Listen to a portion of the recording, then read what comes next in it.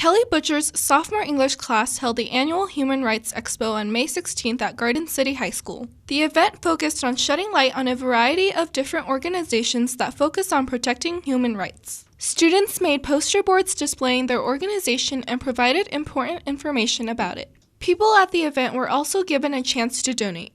Butcher explains the reason for the annual event. It's actually part of our curriculum. We study human rights and the violations of them. We start with the Holocaust and we do the Russian Revolution, the French Revolution. So we talk about how other people throughout history have been sort of trampled on and genocide. We talk about those really uncomfortable topics. And so I want to show the kids even though that's history, it's still happening. So I do it every year because I want my kids to know that yes, you can make a difference. As a sophomore in high school, you can actually make a difference in the world.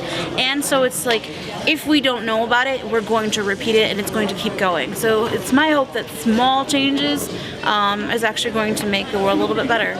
Butcher expresses how bringing exposure can positively affect the world.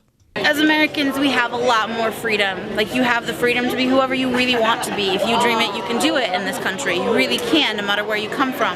A lot of countries, it doesn't matter. There's 13-year-old girls that are being married off to 25-year-old guys because that's the way their culture is. And to us, that's not okay.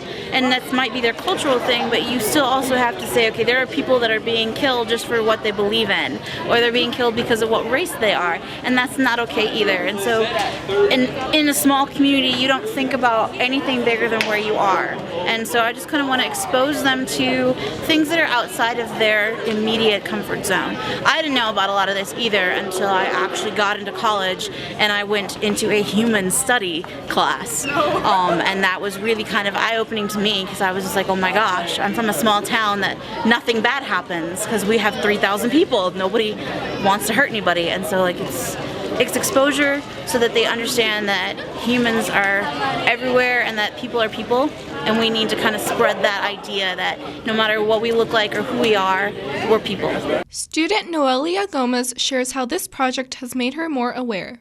My project was about immigration, the IRC here in Garden City, the International Rescue Center, and it's really just a place where people can go to obviously immigrants Somalians, Mexicans and stuff like that. We have a big population of Somalians here in Garden City, and they can go there and get the help that they need and just the stuff that they need to stay here in the United States and if they don't want to go back to their homeland. Gomez shares her point of view of human rights.